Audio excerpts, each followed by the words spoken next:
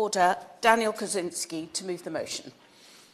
Thank you very much, Mrs. Vaz, for calling me in this debate, and it's a pleasure to be serving under your chairmanship. A debate on pressing the British government to finally recognise the sovereignty of Western Sahara as being part of the Kingdom of Morocco. Morocco, of course, is our second oldest ally, a very reliable partner, and one that is seeking our support to recognise Western Sahara as being a part of their kingdom. The United States of America, Israel, two of our most important allies, have recognized sovereignty of Western Sahara as being Moroccan, and some of our other allies, Spain, the former colonial power of Western Sahara, France, Netherlands, Germany, and others, all recognize that the autonomy proposals that the Moroccan government is putting forward for Western Sahara are the best option going forward. And yet, we in the United Kingdom are sitting on the fence. I intend to try to analyze during the course of this debate why Morocco is such an important strategic partner for the United Kingdom, and ultimately urge my own government to finally get off the fence and recognise the sovereignty of Western Sahara as being Moroccan, or run the risk of a major miscalculation in our geopolitical strategic approach, not only to Morocco, but the whole of North Africa. I will. Case my honourable friend is making. He essentially seems to be saying, because Morocco is important to us, we should recognise that Western Sahara should be part of Morocco. Isn't it better to say Morocco is important to us, so are the people of Western Sahara, and they should be allowed the self-determination which many other people are allowed? Well, I've given way to my honourable friend out of deference to the fact that he's leader of the House.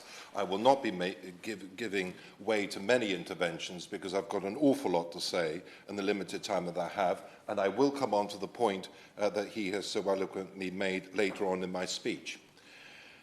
There are 22 members of the Arab League, and I have visited 18 members of the Arab League during the course of being a member of parliament and previously in commerce, in exports.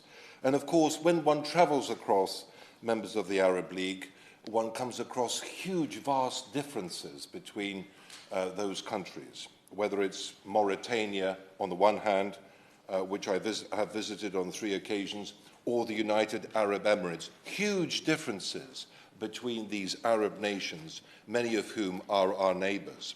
But I've spent the last 3 years writing a book on emotional intelligence in politics.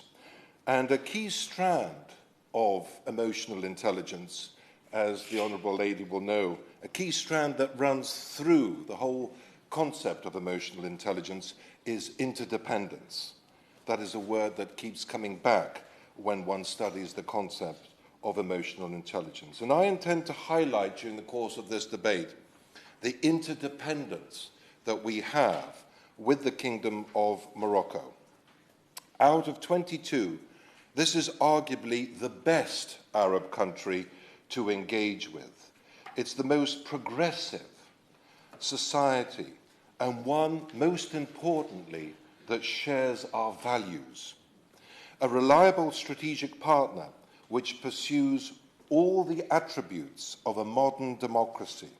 We can and must build strong commercial, political, and security links with this nation. But we are in the process of jeopardizing our potential with Rabat and falling behind our competitors, the United States of America, Germany, Spain, and others, as a result of our refusal to understand, from an emotionally intelligent perspective, the huge importance that Morocco attaches to this issue. So, Mrs. Vaz, let me come on in the first part of my speech to examining why I feel so strongly about Morocco. No, I won't give way at the moment. Women's rights. I'm going to talk about women's rights, religious rights, and the rule of law. Protection for citizens under the Constitution. When I visited Morocco, I have seen at first hand the extraordinary protection of religious minorities which exists within Morocco. I've been visiting this country for many years, and I've seen multi-faith, multicultural, and an inclusive society. I visited many mosques, synagogues, and churches during my visits in Morocco.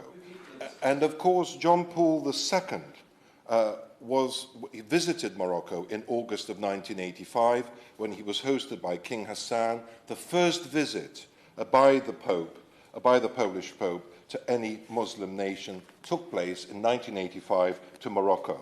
And Pope Francis visited in 2019, and during that visit praised King Mohammed VI's interfaith dialogue. And I pay tribute to the leadership and vision of His Majesty Mohammed VI in the way that he pursues interfaith dialogue throughout his whole nation. And it's not just interfaith dialogue between Jews and Christians and Muslims in Morocco, but even more importantly, the work that the King Mohammed VI interfaith dialogue plays with sub-Saharan Africa and supporting nations bordering Morocco in trying to deal with some of the ethnic and religious tensions which have so blighted sub-Saharan Africa and caused so much instability in the region. Mohammed V, during the Second World War, was pressurized by Vichy France and by Nazi Germany to expel all the Jews from Morocco. And I know that there are honourable members in this House with family links to Morocco. And Mohammed V came under huge pressure by Vichy to do what some European countries did, which is to shepherd their Jewish population into the clutches of the Vichy regime or to Germany, and ultimately we all know what happened to those Jewish people who were sent to Auschwitz. I will give way, of course. You mentioned members of this House who have family connections to Morocco. So would you agree that the very fact that my late great-uncle was the mayor of Tangier, a Jewish mayor, during the Second World War, proves the point that he's making?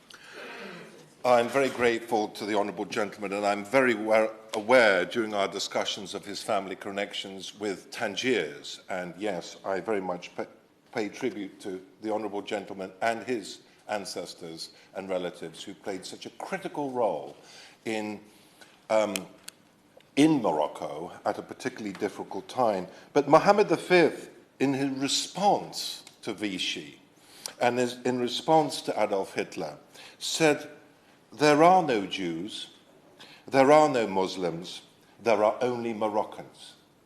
And he refused to comply with the diktat of Pétain and Hitler, and he refused to cave in to those demands. And I think that's testimony to the way in which the royal family in the Kingdom of Morocco protects all religious minorities. In fact, I heard from one journalist that the late Yitzhak Rabin, the late Israeli Prime Minister, was quoted that when he had problems and difficulties with the Moroccan Jewish population, he sought the advice and support of the late King Hassan, who had such close links with that diaspora within his own kingdom. Secondly, women's rights. During my many visits to Morocco, I have met with many women who I feel are far more empowered in Morocco than in many other Arab nations. And having met many female journalists, civil engineers, women who work in construction, female politicians, female diplomats, one gets the impression, Mrs. Vaz, that Morocco, out of all of the members of the Arab League, understands and recognizes that they will only become a true modern society if women are empowered and supported, not only through the education system, but for them to be able to reach the very top of all sectors of society and economy, including those which have historically been dominated by males. And finally, democracy. On my many visits to Morocco, I have witnessed and experienced what I perceive to be a greater freedom of the press than I have come across in any other Arab nation. A greater protection of citizens under the Constitution. A genuine parliament, a genuine system of checks and balances, and a genuine power of the opposition. And having spoken to many opposition MPs in Morocco, one gets the sense that this is a genuine, thriving democracy where the rule of law is protected and people can debate and challenge one another in the most robust way without fear of retribution. Now, the key issue facing Britain today, Mrs. Vaz, I would argue that the key issue facing Britain today in the Middle East and North Africa is the growing spread of the malign Iranian influence across the Middle East and North Africa. This evil, despotic regime, which came about after the fall of the Shah in 1979, the mullahs that control Iran, is one of the, and I have visited Tehran when I was on the Foreign Affairs Select Committee, this is one of the most dangerous, violent, authoritarian regimes within our region. They suppress their own people. They abuse their own people. They throw gay people off buildings. They throw gay people off buildings, Mrs. Vaz. This is a very dangerous country, and their influence and malign is spreading across the whole of the region. Just to mention very briefly Bahrain, 2011, and the allegations of Iranian influence in the disturbances and difficulties that Bahrain faced in 2011. They filled the void in Iraq, which we created, which Mr. Blair helped to create in the second invasion of Iraq. And they are growing in their malign influence within Iraq. Syria, our miscalculations again over Syria have given the Iranians the ability to enter that country. Their support for Hezbollah in Lebanon, their support for Hamas, their support for the Houthi rebels in Yemen, and their influence is extending to North Africa, Libya, and Algeria through their support of the Polisario movement. Contrast that with Morocco, Mrs. Vaz. Morocco, a thriving democracy, has massive effort when I went to Morocco to stem the flow of illegal migration to Europe.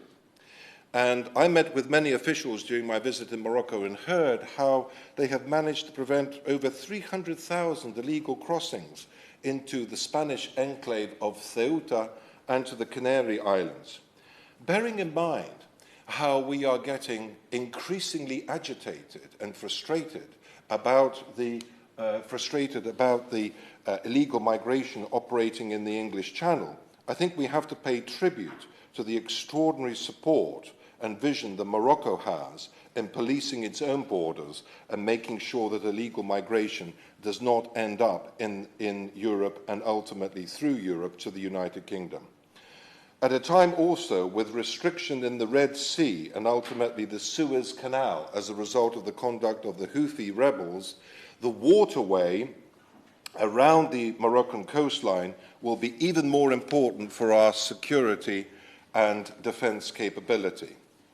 Of course, there are huge commercial opportunities, and between 700,000 and 1 million British tourists visit Morocco every year.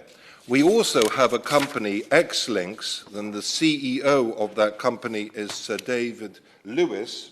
X-Links, Mrs. Vaz, a company that is seeking to export green energy from Morocco using solar and wind power in Morocco, funneling it under an undersea cable to Britain, that is the aspiration which could ultimately lead to 8% of British energy requirements being provided by Morocco through green energy. Now, coming on to Western Sahara itself, Mrs. Vaz, I visited Western Sahara earlier this year, and I visited Laayoune and Dakhla with General Sir Simon Mayle. We spent a week together in Dakhla and in the area itself. And of course, the highlight of our visit was the meeting with the Foreign Minister of Morocco, Nasser Bourita, where we had an hour and a half with the Foreign Secretary. Instinctively, when we started to talk to him, and of course I'm not going to reveal the intricate discussions that we had with the Moroccan Secretary of State.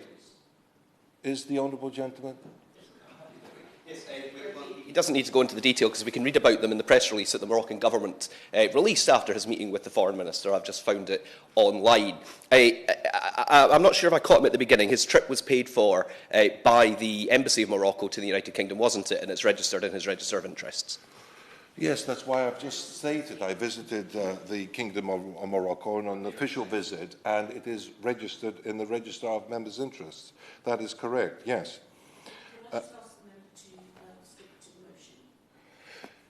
Yes, I will stick to the motion, but I was trying, Mrs. Vaz, to give an explanation about why I feel so strongly that Morocco is a reliable partner for the United Kingdom. And I'm not quite sure what the point the Honourable Gentleman is trying to make. Yes, we do go overseas on visits where we are trying to understand our understanding about other nations, and of course we do not have a budget in the House of Commons to pay for those visits, and we are guests of the foreign country which is all registered in the Register of Members' Interests.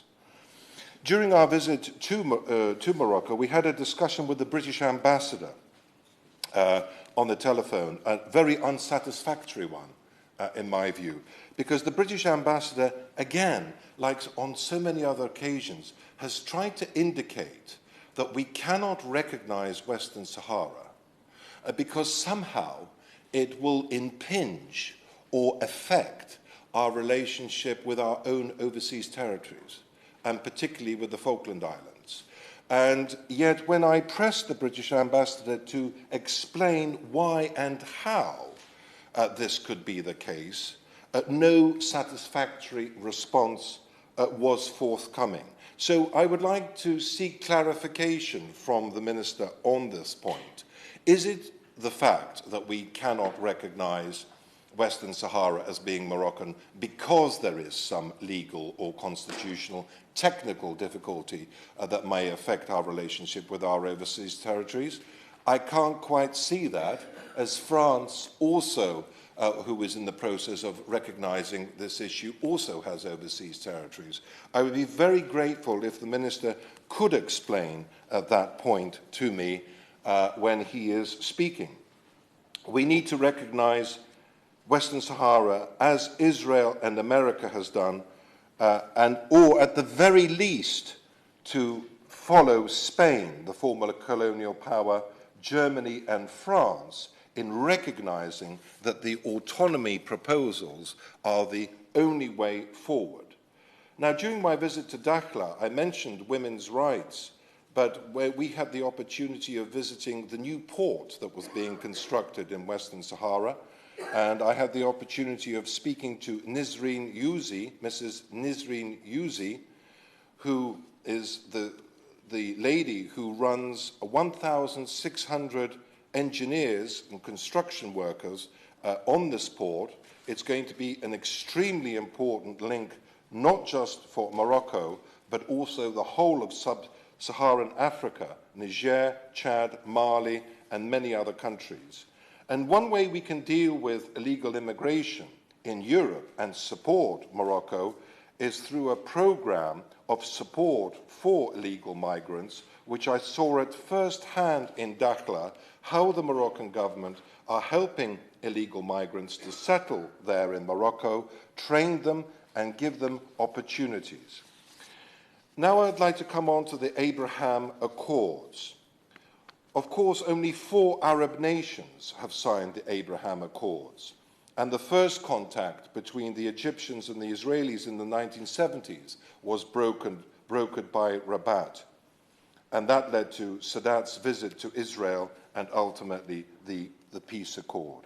And the late King Hassan hosted a World Economic Forum in 1994 where he invited Israelis and Palestinians to Casablanca for their first joint session at an international conference.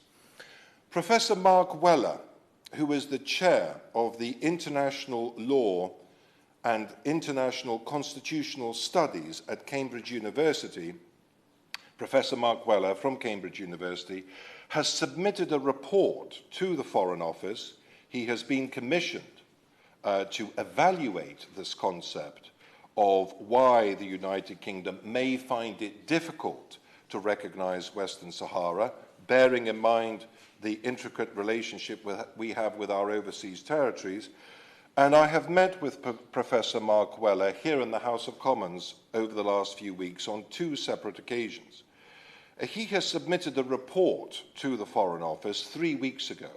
I'd be very grateful if the Minister would, in his speech, recognise whether or not that report has been received, and in fact whether or not his officials are briefing him on that report. But let's not forget that Professor Mark Weller, Chair of International Law and International Constitutional Studies, is one of the leading academics in this country on international law and working in this sphere that I am pressing the Minister on directly. And he says that when he took on the commission, he found it a rather potentially daunting prospect. And yet, after the research he has done, he has come to the conclusion that by recognizing Moroccan sovereignty over Western Sahara, and indeed recognizing their autonomy proposals, it would actually strengthen our relationship with our overseas territories and with the Falkland Islands. So Professor Mark Weller from Cambridge University is saying the direct opposite of what we are hearing from our own ambassador in Morocco. During my visit to Western Sahara, Mrs. Vaz, I'd like you to know that we came across representatives of 30 consulates who have set up, 30 countries who have set up consulates in Dakhla, and over 90 countries around the world have recognized Moroccan sovereignty over Western Sahara. I will give way. I thank the member for giving way. Just to ask, in his obviously detailed researches, did he have a chance to meet the Polisario, and has he visited the refugee camps in Algeria? Well, I was rather suspecting the right honourable gentleman would ask that question, and I'm just coming on to highlighting that during the wind-up of my speech. I have not been as yet to the Tindouf camp in Algeria, where the Polisario are, but I have received allegations from various friends in the Moroccan Parliament, allegations, very serious allegations, and I'm glad the right honourable gentleman has referred to the Tindouf camp, because we have received very serious allegations of the promotion of terrorism within the Tindouf camp. And we have received transcripts of audio discussions from the Tindouf camp where various members of the Polisario Front are indeed urging young female fighters to plant bombs in Dakhla and to try to murder their way back to the Western Sahara. So yes, that is a great concern. And if it's true, Mrs. Vaz, I would strongly urge the Minister to take this issue up with his Algerian counterpart and indeed to try to seek the veracity of that situation. We here in the United Kingdom have had to deal with terrorism ourselves, have we not, during the course of our lifetime? We've experienced bombings ourselves in this country by the IRA. We have experienced ourselves innocent men, women and children being murdered and bombed in Manchester, London and other places. Indeed, the leader of my party there was an attempt to assassinate her in the Brighton bombings, in the Brighton hotel bombing. So we, of all countries, should recognize the difficulties that Morocco is facing if these allegations are correct, and if it is true that the Tindouf camp is still being used by Polisario as a hotbed to promote terrorist activities across the border in Morocco. And finally, Mrs. Vaz, there are allegations from even Amnesty International, which I'm sure the Right Honourable Gentleman respects and recognises, but I will be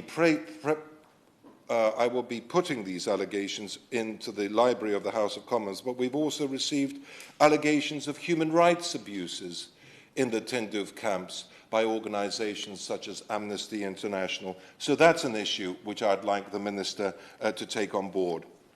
Mrs. Vaz, I'd like to end by saying that I hope, and forgive me for talking about Morocco in this debate as well, rather than just Western Sahara. I don't think we can discount why and how certain parliamentarians have so much confidence in Morocco when discussing Western Sahara, because of the strategic bilateral relationship we are creating with this country.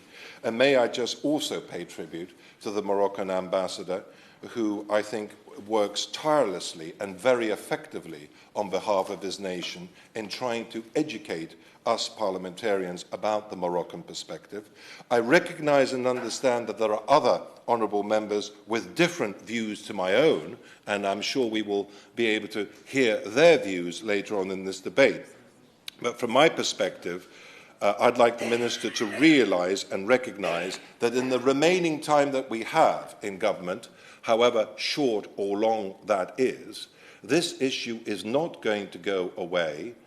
We are falling behind our main competitors, such as Spain, France, Germany and America. And unless this issue is resolved satisfactorily for the Moroccans, we will be jeopardising our relationship with them unless we recognise Western Sahara. Thank you. So I expect to take wind-ups at about 10:28. And just to remind members to refer to their entry in the members' register at the start of the debate. Jeremy Corbyn. Thank you, Ms Vaz, and I thank the member for Shrewsbury for obtaining the debate that we're having today. And I think we should also put on record our thanks to the library for a very good briefing they've done on the situation of the Western Sahara. And I listened very carefully to what the member for Shrewsbury had to say. It's unfortunate that the first 21 minutes of his debate, his speech, were taken up with talking about Morocco and barely mentioned the issue of the legality of the occupation of the Western Sahara by Morocco, because that is what the debate is entitled, and that is the area that we should be talking about. I first raised the issue of the occupation of the Western Sahara in this House in 1984, and I have had the good fortune to visit the refugee camps in Algeria on 2 occasions, to visit the part of Western Sahara that is controlled by the Sahrawi people, a small part of it, near the border with Mauritania. I've also visited the occupied territories, and I've also visited Morocco and met many shades of opinion, both within the Polisario and within Morocco itself. And I have done my best to take a view on the situation which is based on the history of it. The West Sahara was occupied by Spain. It was a Spanish colony, and on the return of democracy in Spain in the 1970s, Spain withdrew from the Western Sahara. The United Nations General Assembly requested that as a process of decolonisation, the people of the Western Sahara, the Sahrawi people, should have the opportunity to decide their own future, a choice they could make.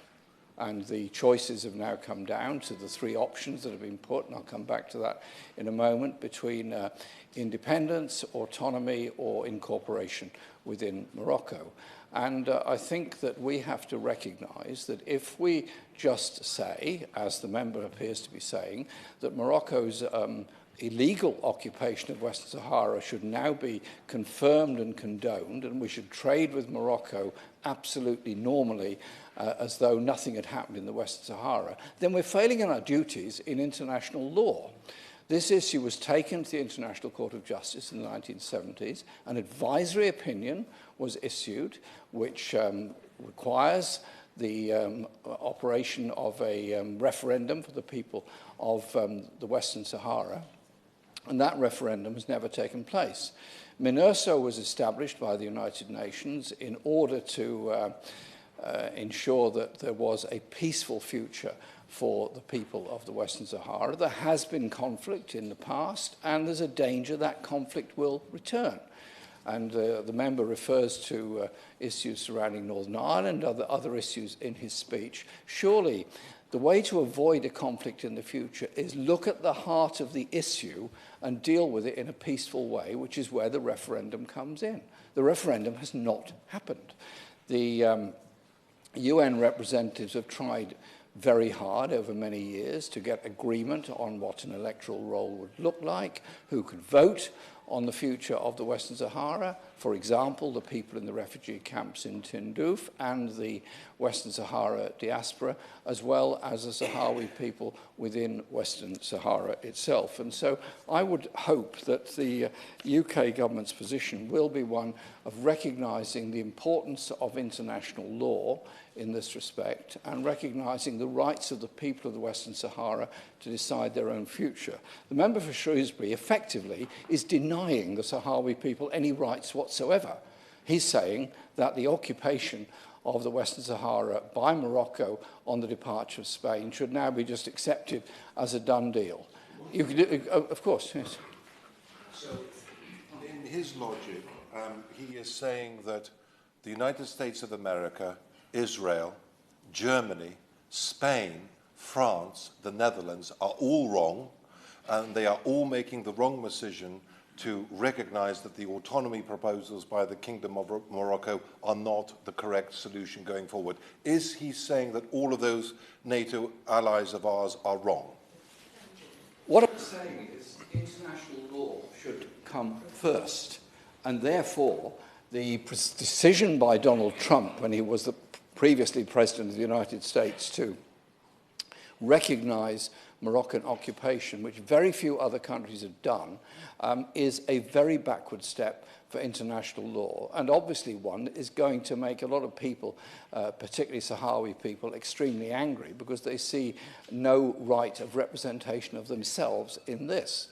My argument is that the International Court of Justice advisory opinion was under a process of decolonisation, and this issue has been taken to the Decolonisation Committee of the United Nations in New York. I was there myself, speaking on that occasion about exactly this. And surely the position that we should adopt as a member of the United Nations, a member of the Security Council, is to support the General Assembly decision and support the Security Council appointment, the continued appointment of MINURSO and of a General Secretary's appointee to try and bring about a process to demonstrate for the future.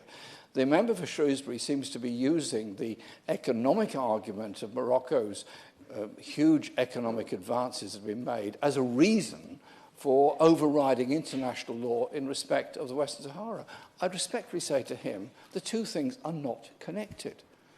What Morocco develops, Morocco's trade with Europe, the developing solar economy in Morocco, the proposal for building an underground train tunnel from Spain into Morocco, and all those sort of things are great developments and very welcome. There are many things in Morocco that are extremely welcome and very good developments, but that doesn't take away the fundamental point that the occupation of the Western Sahara on the departure of Spain is illegal, remains illegal, and we should not be trading in goods that are being produced in illegally occupied territories. The argument goes on all around the world. And so what I hope, Mrs. Vaz, comes out of this debate is a statement by our government that we will continue to respect international law, that we will continue to engage with both Morocco and the Polisario, and that we will engage assertively with the United Nations to ensure that this very long-running conflict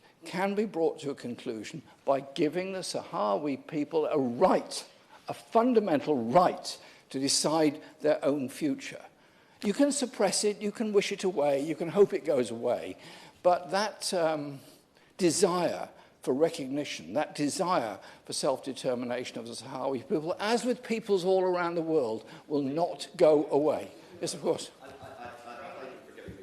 Very positive points. Is he aware that on the 7th of December 2022, the Honourable Member for Shrewsbury led a debate here in Westminster Hall in which he called for the Chagos Islanders to be given a referendum so that they could exercise their right of self-determination on their future autonomy?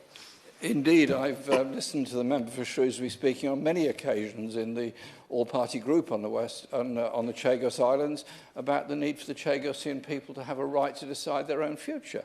That issue is not for debate today, but that issue in law is that the Chagos Islands are part of Mauritius. That is decolonisation law that has been enacted. And so I would just say that let's be consistent about this. Let's be consistent about this and ensure that we, as a parliament representing a country that was one of the founding members of the United Nations, that set up many of these international institutions, stand by them, abide by them, and give the Sahrawi people the chance to decide their own future. The camps in Algeria, I've been there a very long time. I visited those camps on, I think, 3 occasions and met many people there who are sad. They've been driven out of their own homes, sad they can't return, doing their best to make a life there. And people stuck in a refugee camp for decades and decades, generations of them, get very angry. Look at people such as Palestinian people in refugee camps in countries all around Israel. They get very, very angry. The way to deal with that anger is to look at the issue of justice, which has been denied. And so I think it's actually in the interests of Morocco to ensure there is a proper settlement and not allow the commercial interests of the phosphate mining or the commercial interests of the agricultural sector or those that wish to occupy the Western Sahara at the expense of the Sahrawi people to take centre stage in our policy making when our policy making should be decided by the issues of decolonisation and law. Just put the question, because I should have done that before the first speaker, and the question is that this House has considered government policy on the recognition of Western Sahara as Moroccan. Remen Chisti. Thank you, Mrs. Vance. Can I just say it's a real pleasure to speak in today's debate, and I thank the honourable member for Shrewsbury in securing today's debate. By way of declaration, I was a former Foreign Office Minister, former envoy for the Prime Minister on International Religious Freedom, based in the Foreign Office, and I have a keen interest in foreign affairs. And I said at the very outset, I've never been to Morocco and to that part of the world, and what I say is based on what I read, but not having been to that part of the world. Can I say this? When one looks at the debate title, Government Policy on the Recognition of Western Sahara as Moroccan, the first question I would ask the Minister is this: when was the government position on Western Sahara last reviewed? When was it last reviewed? The question I ask the Minister is in relation to this. It's important to be able to look at different challenges around the world with the latest information available. And therefore, there must be a process to say, we have reviewed this. This is our United Kingdom's position. And it is in line with what we've said before in the Foreign Policy, Defence and Security Review of 2021. And therefore, the question then is, and everyone wants to know for transparency purposes, how do we make those decisions? What criteria do we take into account? And I say at the very outset, I'm not going to get involved into the political arguments that we've seen from members from both sides. And I respect colleagues across the board and the point of international law. I did resign from government as the former envoy for religious freedom over the internal market bill, because I did not agree with breaching international law. So I have huge amount of respect, and I'm a stickler for a rules-based system. The question also I have for which I want to make is, the Prime Minister said at the Mansion House speech, the United Kingdom will lead the world and not be led. And that means addressing some of the big issues around the world, rather than simply allowing them to be frozen conflicts. We will lead. The United Kingdom and France chairs the UN Trusteeship Council, which looks at transitional governments and arrangements around the world. So we have a key role to play in that regard.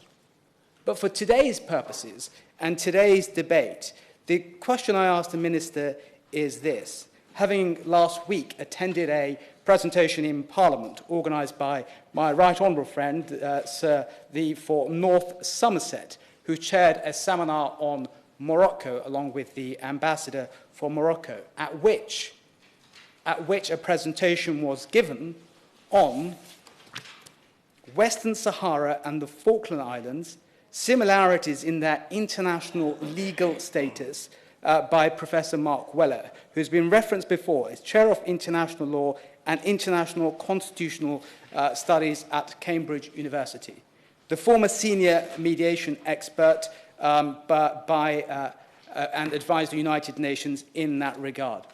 And I just want to ask the Minister this.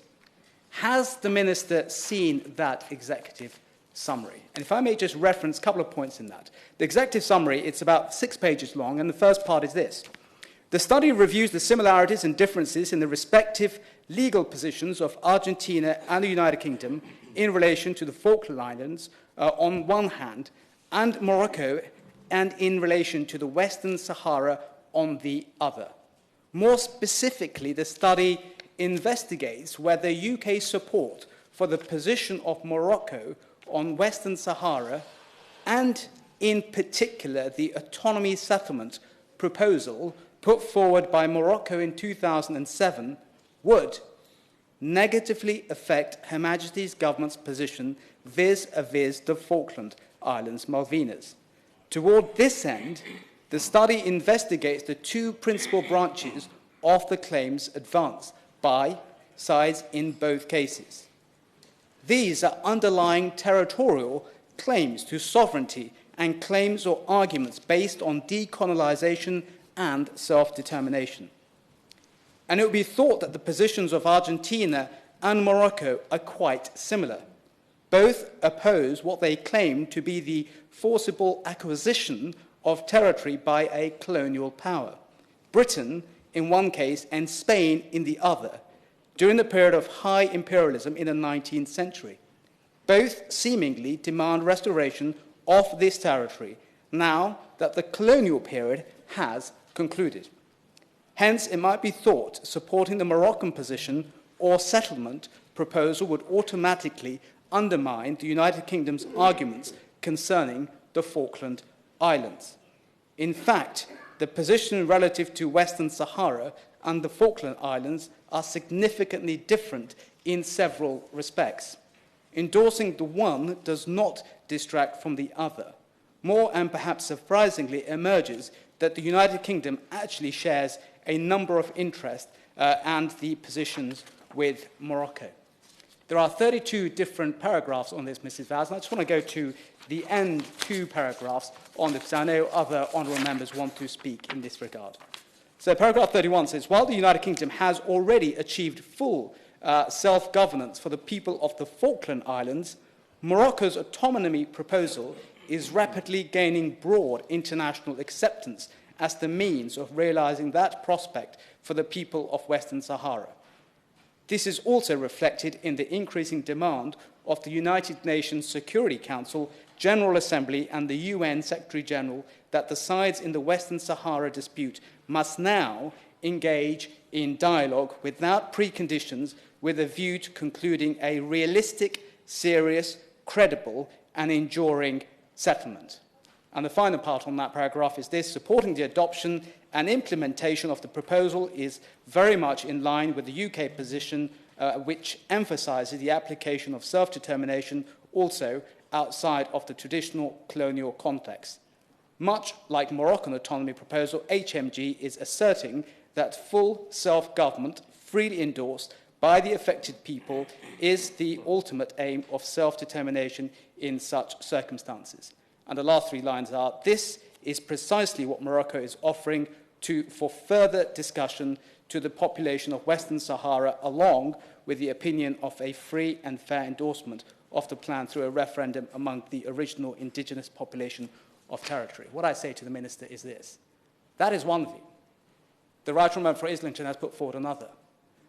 Can the Minister put forward, so that everyone can see all the evidence available, and then show the United Kingdom's position on this matter? Because if the Prime Minister's vision is to be enacted, and ministers must take steps to look at finding solutions and lead rather than be led with regards to these events in that regard. And so I'd ask the Minister, if he hasn't read that report, will he read that report by Professor Weller and other pieces of evidence, and then highlight when this matter was last reviewed? Because if it hasn't been reviewed for a number of years, it may be something that needs to be put on the Foreign Secretary's desk. Thank you. To serve under your chairship. I'm going to first of all thank the Honourable Member for Shrewsbury and Atcham for securing this debate. It is indeed a privilege to speak in this debate, and especially look forward to making a contribution. The importance of this topic cannot be understated. In my time here, and I see others in this room who are equally advocates for human rights issues, and I wish to speak in that. I've been an advocate for human rights issues for every individual in this world for quite some time now, for I believe it is an obligation that I carry. It's an obligation that others in this chamber carry today, and those who have intervened so far and spoken so far have indicated that. During conflict, human rights violations abound, and the conflict in the Western Sahara is no exception.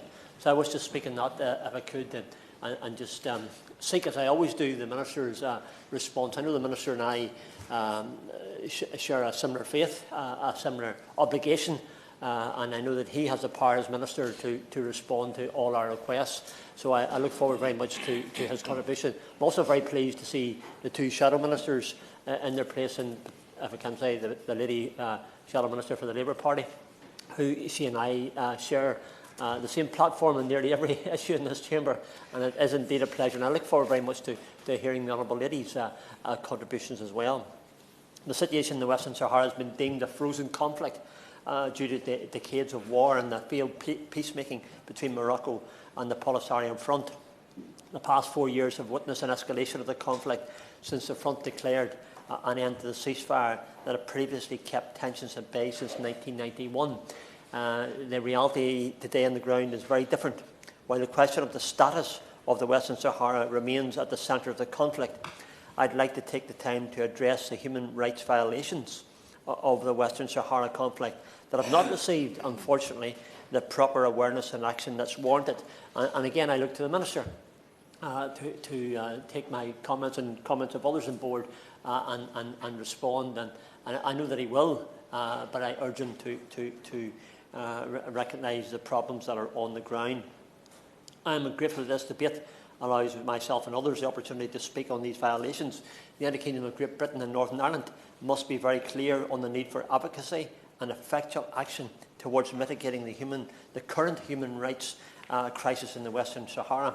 The ongoing fighting has resulted in the displacement and the refugee status of upwards of 165,000 Sahrawis, most of them residing in refugee camps that sit on the border between Morocco and Algeria. According to the Algerian government, the UN provides assistance to some 90,000 refugees, and the conditions of these refugees are deplorable. And others in interventions have made that comment, and I wish to do the same, because I think it's right and only right that I should do so. I think the Honourable Gentleman wishes to intervene. Yes, sorry. Okay. Yeah. Give way. Thank you. I thank him for giving way. Would he not agree that actually one of the most essential things for any resolution of any conflict is economic development and the reduction of the inequalities between the richest and the poorest? Absolutely. And to that effect, would he not agree that what the Moroccan government has done so far in taking $1 in tax and returning $7 back to the people of the region would actually help in that regard? and that the autonomy proposals will also should be clearly considered within the context of the economic development. I'm one of the very few MPs in this place that's been to Laayoune. I know many others here who have spoken today have, but I've seen for myself the effect of that economic development on the Sahrawi people and how it can benefit. And to end conflict, would you not agree we need more economic development? The Moroccan government's providing just that. Can I thank my honourable friend for his intervention? Yes, wholeheartedly agree with you. I'm going to refer to some of that shortly. I think it's really important that idle hands, by their very nature, create problems. So they do need a focus, they do need an economic opportunity, and they do need the investment, and they do need to have the human rights and violations stopped and done away with. Over 80% of Sahrawi refugees are food insecure, or at least face the risk of food insecurity, the very issue that the Honourable Gentleman is referring to. 60% are economically inactive. That's the size of the magnitude of the issue. And a third of those refugees have no income whatsoever. So, got to address those issues at the very core. If you want to solve problems, you've got to address the key issues. As my party's health spokesperson, I must remark on the health situation in those refugee camps, where acute malnutrition rose from 7 to 11% between 2019 and 2022, and many women and children suffer from anemia.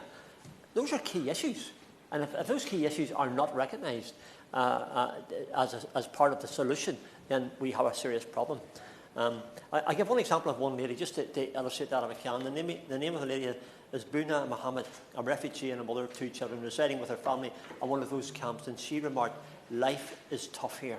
We are very poor and everything is expensive. We spend the day drinking tea and dreaming of better times."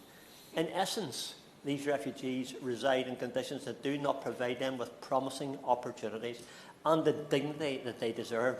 Instead, they wait with little optimism for a political solution to the conflict, the very issue that the Honourable Gentleman, who has just left the Chamber now in his intervention, referred to.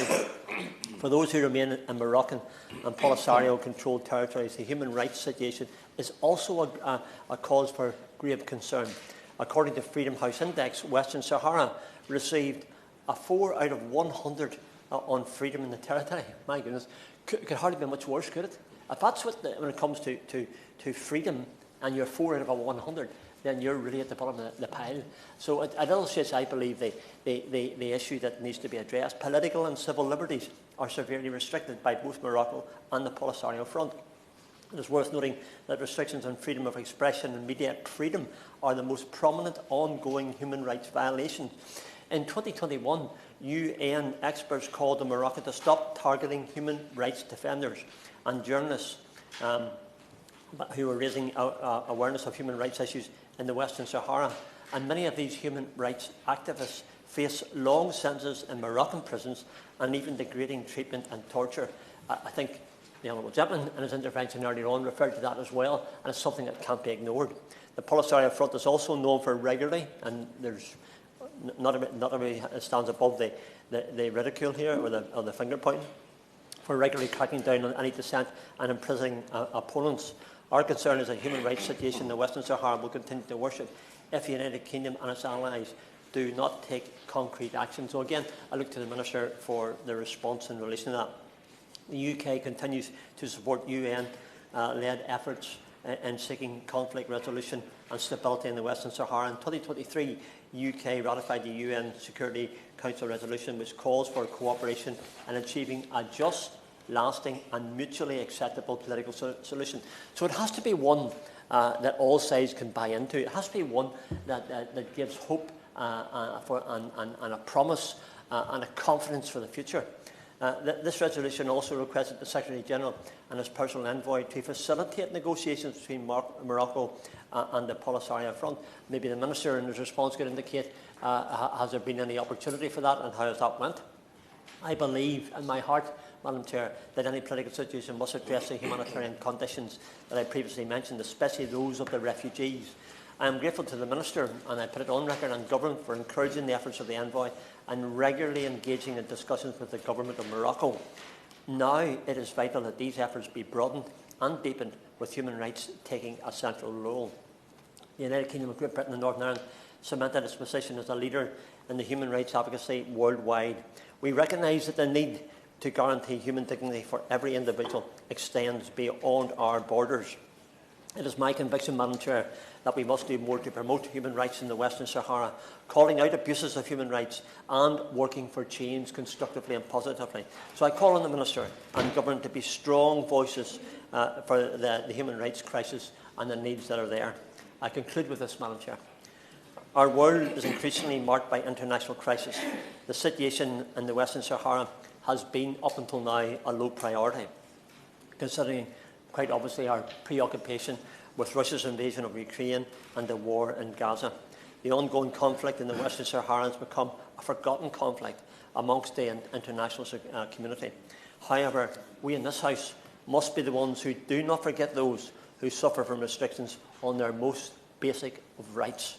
Let us reinvigorate our efforts in this chamber today in not only supporting a permanent and peaceful political solution, but also being a leader and advocating for human rights in the Western Sahara. If the debate today achieves that, and I believe, Madam Chair, we have, on behalf of those people who we may never meet, we can be the voice for the voiceless and to help their lives be better ones. Thank you.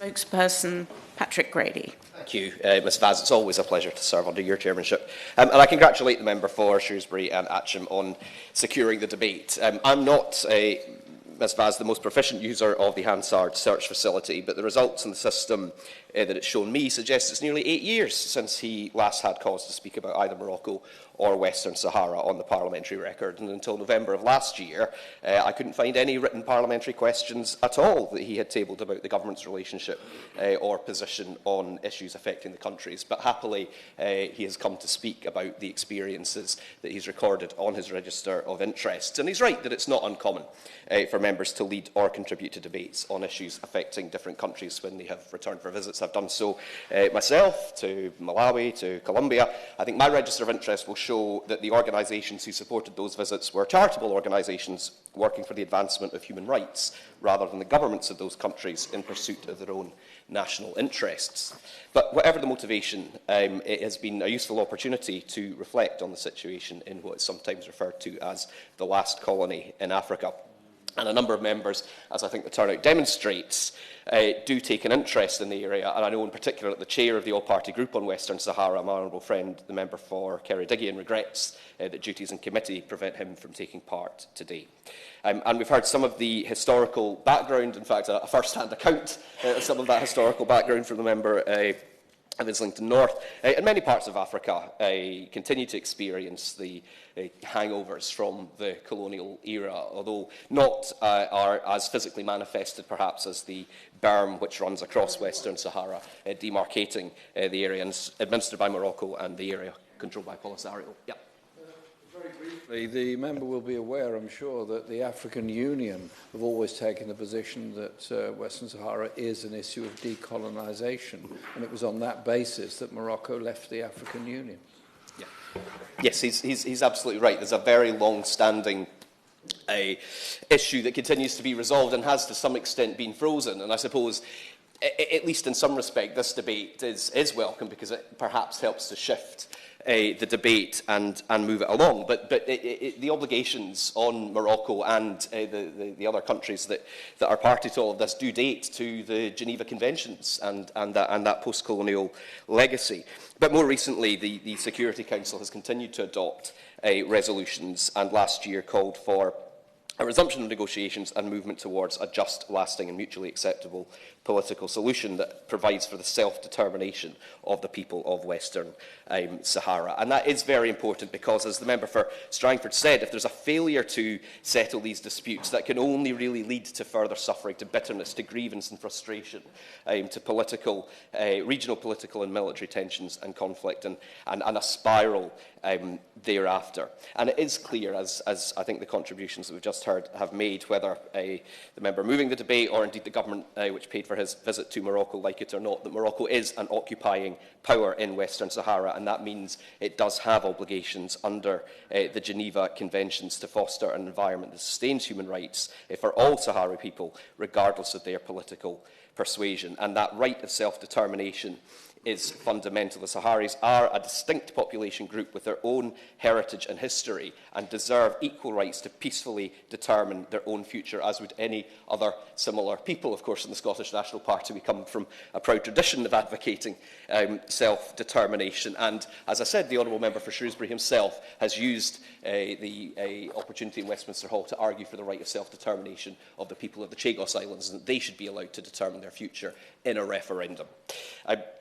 There have been various different solutions and ways forward. Published, the autonomy plan by Morocco in 2007 has been seen in some quarters as such a basis. But a settlement under the auspices of the United Nations and its representative, I think, would surely have more success and legitimacy, particularly as ultimately any solution needs to be endorsed in a referendum.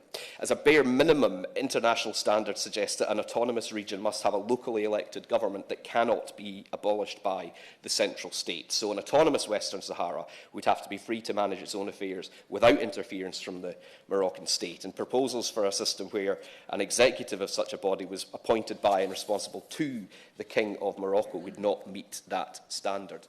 Now, yes, I'm happy to give way.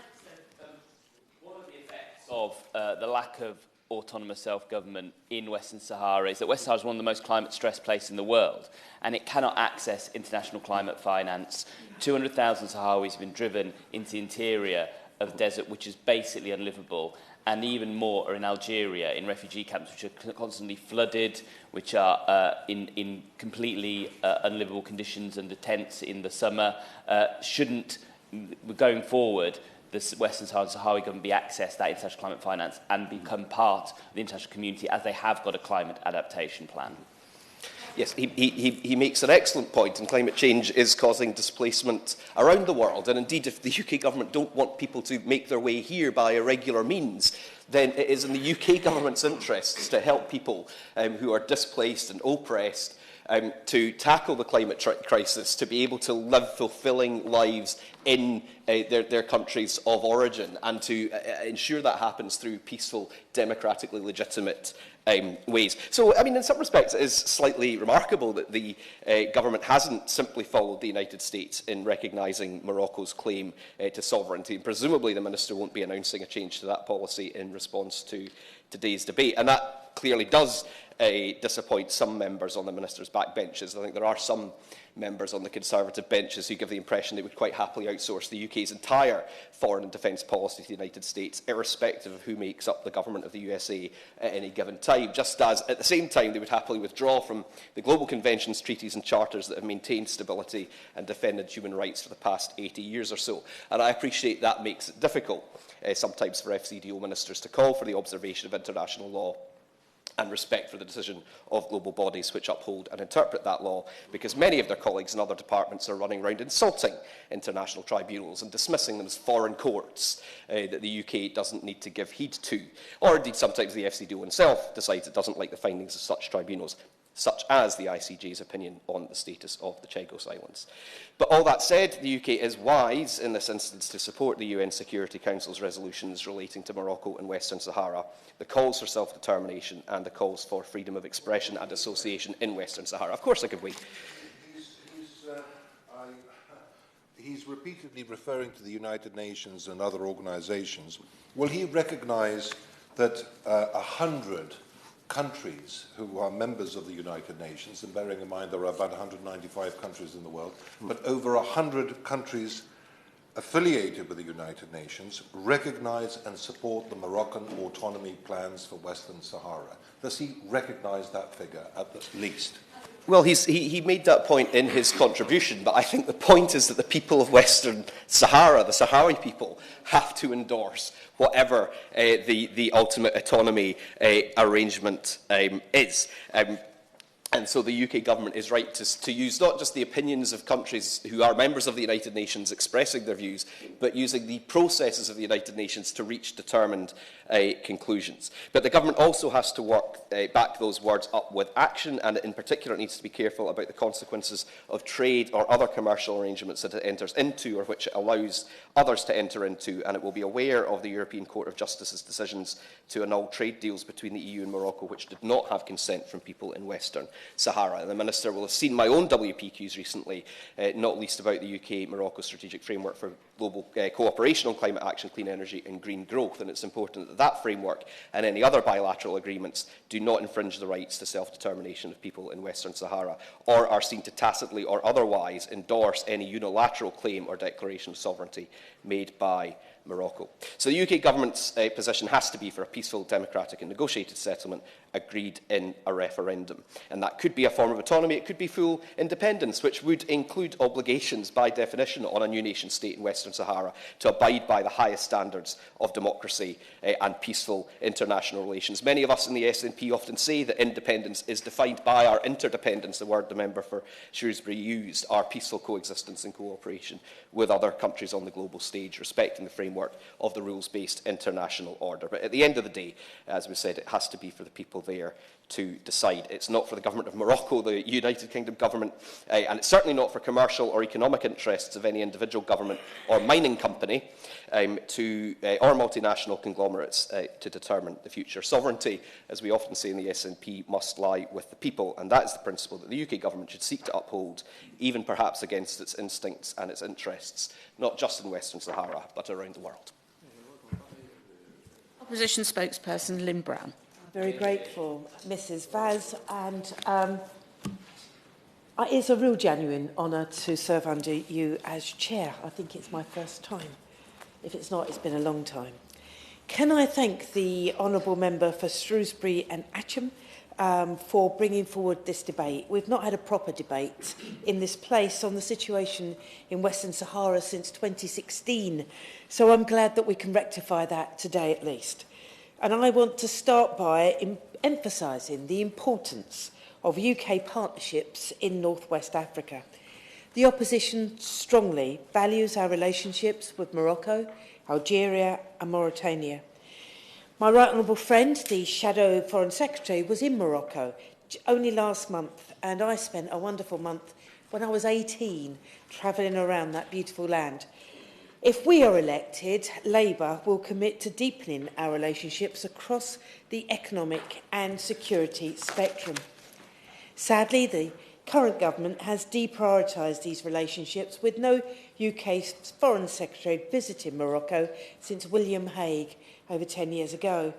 The economic potential of the entire region could offer much greater mutual benefits based on strengthening trade and investment ties, building institutional capacity and developing new partnerships. One example is the prospect of reliable, long-term, clean power imports. Another is the rare overlap between the potential for green hydrogen production and the potash minerals that are common in the region. In the near future, this could allow for fertilisers to be made with lower carbon emissions and provide secure supplies of green hydrogen for export to the UK too. These are areas of huge potential in which our economic and our climate ambitions align. But sadly, as we've heard, much of this mutually beneficial engagement is frustrated by the continued conflict in West Sahara, which impacts on hundreds of thousands of lives. As we know, the status of Western Sahara has remained unclear for almost 50 years now. And it has been more than 30 years since the Security Council resolution that established the promise of a referendum on permanent future status. Sadly, as we know, almost no material progress has been made towards that referendum. The people of Western Sahara have been let down, and the damage to peace, development and prosperity across the region is significant. In 2020, sadly, the ceasefire broke down, resulted in renewed attacks across the line of control. And while the scale of violence has mostly remained sporadic and low level, we have to be clear that the damage done by the status quo is real. There have been civilian casualties, including 1 death and 3 injuries, resulting from a Polisario front mortar attack on the city of Samara in the Morocco-controlled area last October. And there are reports of human rights abuses in both Morocco-controlled areas and the Polisario-controlled Tindouf camps in Algeria. These include allegations of restrictions on freedoms of speech and assembly, arbitrary detention, torture, sexual violence in Morocco-controlled territory, and extrajudicial killings in the Polisario-controlled camps. Sadly, on both sides of the line of control, there are restrictions on access to journalists and UN officials, which make it all the harder for these abuses to be properly investigated and prevented.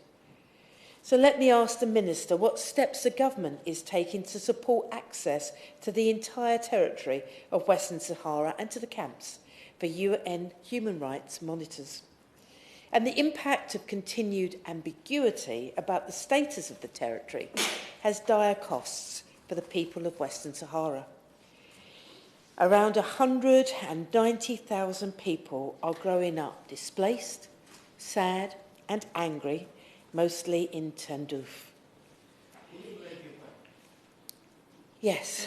To the Honourable Lady in giving way, with regards to that specific point, that everything must be done to find a solution to the Western Sahara issue. Can I ask her this specific question? If in, say, 10 months' time, she's not in opposition, but she's sitting on the other side, what would be her government's position with regards to finding a permanent solution to the Western Sahara? Because everyone wants to know the government's position, and also if she's in that position, what will that government do in that regard? Well, I'm very grateful to the honourable gentleman. Should I be in the amazing position of being a minister in the Foreign, Commonwealth and Development Office, my current brief does not take Western Sahara under its belt. However, who knows what the future may bring. But I do tell him that we would be looking very clearly, because as I've said just now, that the status quo is damaging. And I think it damages British interests as well as the interests of North Africa. Generation after generation are living with precious little opportunity, almost entirely dependent on humanitarian aid, and understandably angry at how badly they've been let down. And I believe that we need to recognise the potential for terrorist groups to exploit the situation. The security of Mauritania and Algeria are threatened by the worsening instability and violence that continues to plague the Sahel.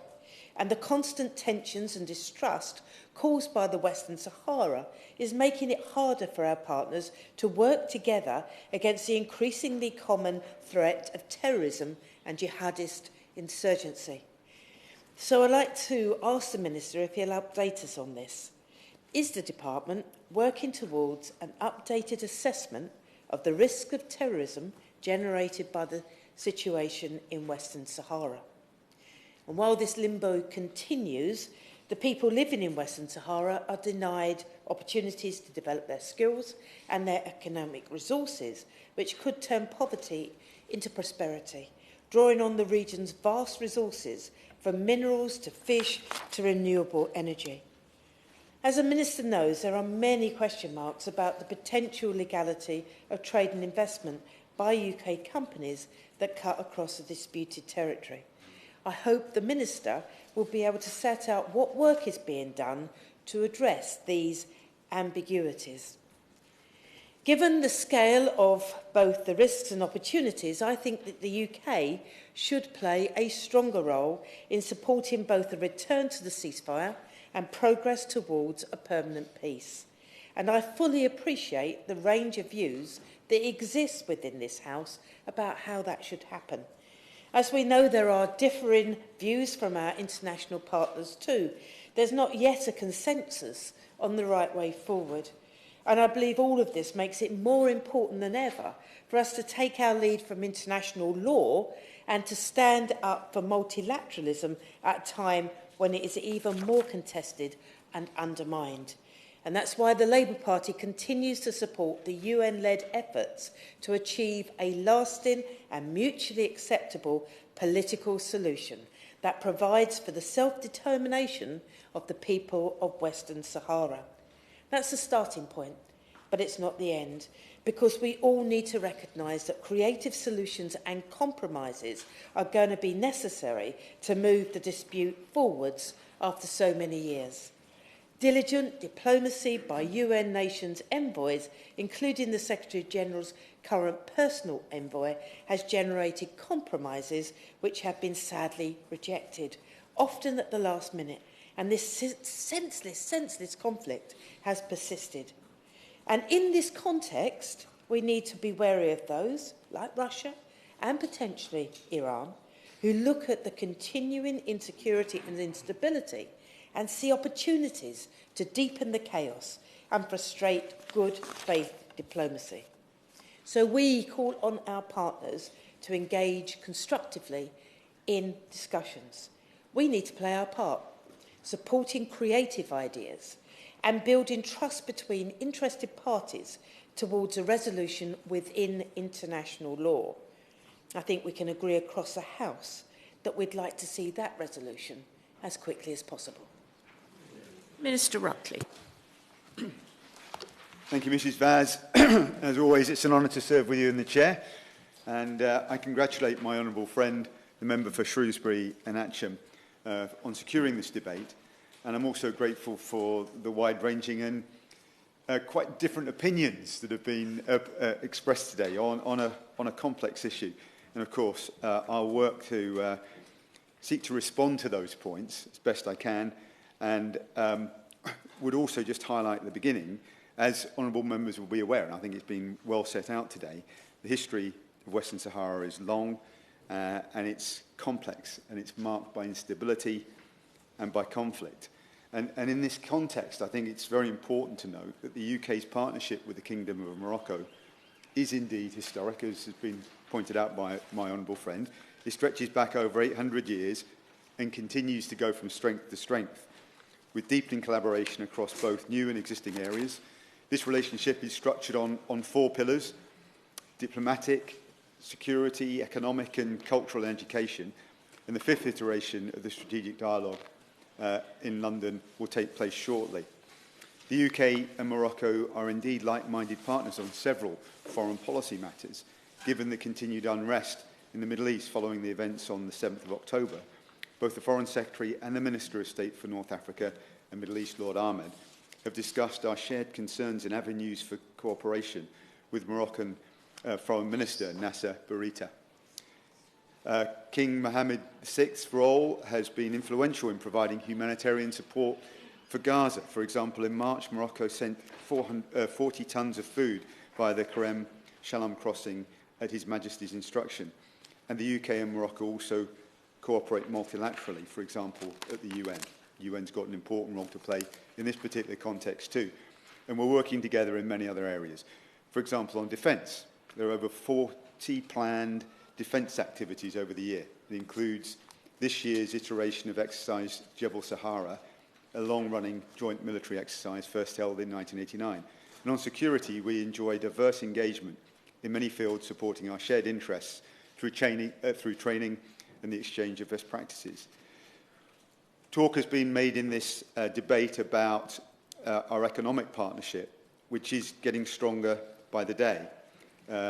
Trade has increased significantly since our association agreement came into force in 2021, bringing total trade to 3.5 billion a year. And the recent appointment of my honourable friend, the member for Aylesbury, as the Prime Minister's trade envoy to Morocco will deliver a further boost. And finally, our partnerships on language and education are increasingly significant aspects of our broader partnership. Others have highlighted the importance of the X-Link Power Project, and indeed we are very interested in this, and we're pleased to see that it's now moved to develop an outline business case. But moving on now to the status of the territory of Western Sahara and the focus of this debate. I give way. I'm extremely grateful, before he moves on to the next point, to just question him on this issue of security. Clearly, stability in the region is in Britain's national interest in terms of our security. Morocco is a key partner in the interdiction of people smuggling. It's a key partner when it comes to the prevention of illegal migration. It's key in stopping Iranian or IS influence in the region, which would lead to further instability. And many of us therefore find it inexplicable that the government does not follow partners and allies in other countries such as Spain, Germany, the Netherlands, the United States, in recognising that the autonomy plan is the only game in town and the only way that we can actually create progress for those who live in the region and who wish to see not only security and stability, but economic development and eventually democratic progress. I'm grateful to my right honourable friend for the points that he's made, and I recognise his interest in this subject and his experience as well. But as I said, we've got a really strong partnership with Morocco. It's built on several pillars, and as I've already highlighted, the fifth iteration of our strategic dialogue in London will happen very shortly. It's a very important partnership to us. Honourable members will, as I said, be aware that this history of what's gone on in Western Sahara is long and complex, and it's really tragically marred by instability and conflict. Since 1963, it's been defined by the UN as a non-self-governing territory without a defined administering power. A resolution to this issue of its status, in keeping with the UN Security Council's commitment, which I will come to shortly, has yet to be achieved. And we've long supported efforts to find a solution, including the initiation of a ceasefire brokered by a then newly established UN peacekeeping mission for Western Sahara, MINURSO, in 1991, bringing to an end decades of violent conflict. As repeatedly enshrined in the United Nations resolutions, the UN Security Council retains, I quote, a commitment to assist parties to achieve a just, lasting and mutually acceptable political solution based on compromise, which will provide for the self-determination of the people of Western Sahara, end quote. The UK has consistently supported UN efforts to realise this commitment, approving UN Security Council resolutions, renewing MINURSO's mandate and supporting the current and previous personal envoys to the Secretary-General. The UK's position, therefore, is aligned with our status as a permanent member of the UN Security Council, which informs our desire to see such a solution achieved under the auspices of the UN's political process. The UK believes that this is the best and probably the only way to secure a long-lasting and just settlement which all sides could accept.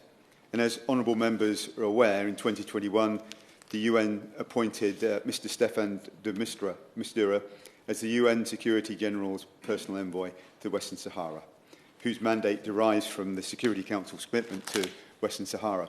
We welcome his recent visits to the region, and indeed Lord Ahmed met with the personal envoy in March to support these UN-led efforts. The UK also supports the work of MINURSO, the UN peacekeeping mission to the Western Sahara, and in particular its vital and ongoing work on demining. The UK's position is also balanced across several core national and political interests, and it's based on our political judgment on how best to protect these interests. It's critical that we support the principle of self-determination, and we're strongly committed to this principle and the right for people to decide their own futures, as enshrined in the UN Security Council resolutions about Western Sahara. Honourable members have also referred to the Moroccan autonomy plan. The UK has not commented publicly on this plan, but this is not a judgment on its merits or otherwise. However, I can assure this House that the UK would, of course, warmly welcome any solution which can secure the support of all parties to resolve this dispute. Other colleagues have mentioned points around Professor Weller's legal study and have asked about whether our position is reviewed, and I can confirm to members that our position on the Western Sahara is constantly reviewed. I've personally not reviewed the study by Professor Weller, but I understand that officials in FCDO are aware of it and will review it in due course. And it's in, I just want to say one final thing. It's in regard to the UK's position on Western Sahara that officials would examine and consider the report and its analysis. Noting the considerable interest in this matter, the line that the matter is constantly reviewed doesn't say anything. The question that I asked the Minister is this, and if he doesn't have the answer, if he can go back to the Foreign Office and then put it in the library, when was the position reviewed last on the issue of Western Sahara? And will the Foreign Office review that position again after this debate in Parliament and in line with all the evidence submitted, including Professor Weller, because the position to say it's constantly reviewed does not answer the point for members of Parliament? Well, it may not answer it to his satisfaction, but I can assure him that this position is constantly reviewed, and I have also highlighted our stance on other proposals that have been put forward as well. I'm conscious of time, and what I would like to just say I will, but I want to. The reason I want to move on quickly is to talk about humanitarian issues, which. Yeah. Because my honourable friend, the member for Strangford, is very committed on this subject, and also on the issue of freedom of religion or belief. And I am also very, very clear that we want to help promote and protect human rights worldwide, including in Western Sahara and in the Tindouf refugee camps. Human rights forms part of our regular bilateral dialogue with Morocco, and we raise concerns with the Moroccan authorities as appropriate. And the UK provides humanitarian assistance to the Tindouf refugee camps via our contributions to UN bodies, such as the World Food Programme. In conclusion, our relationship with Morocco is important and growing. Morocco is stable, friendly, an important country in the region, undergoing positive economic and socio-economic reforms, guided by His Majesty King Mohammed VI. We look forward to developing our relationship further and convinced that finding a solution to this issue in Western Sahara would unlock enormous potential, not just for Morocco, but for the whole region, as has been said on both sides of the House today. As for the issue of Western Sahara, we strongly believe that the UN process is the best and, as I said, perhaps only way to solve this long-standing dispute in a manner acceptable to all sides, and we would urge all those with a genuine interest in seeking a resolution to this dispute to lend their support to it. That remains the best way to deliver a sustainable, just and prosperous future for the people of Western Sahara. Thank you. Daniel Kaczynski. I'm very grateful, Mrs. Vaz, for the opportunity of having this debate and obviously, which has encompassed some rather different views and objectives from various colleagues and parliamentarians. I speak as one of the Prime Minister's trade envoys, and of course for me exports are one of the most important things because it's hard currency coming into the United Kingdom. We've just become the world's 4th largest exporter, and I think I'm extremely concerned that in my written parliamentary questions to ministers, there is no UK export finance facility for Western Sahara because of the ongoing conflict. And during my visit to Dakhla and Layoun, I met with many British companies who are in tourism, construction, engineering, and many other sectors wanting to invest in Western Sahara. That is not possible because UK export finance is prevented from affording credit facilities for Western Sahara. That is why it's so important for us to resolve this issue, and I'm very grateful for the opportunity of lobbying the Minister today. The question is that this House has considered government policy on the recognition of Western Sahara in as Moroccan. As many as are of that opinion say aye. Aye. Of the contrary, no. The ayes have it. The ayes have it. Order, order.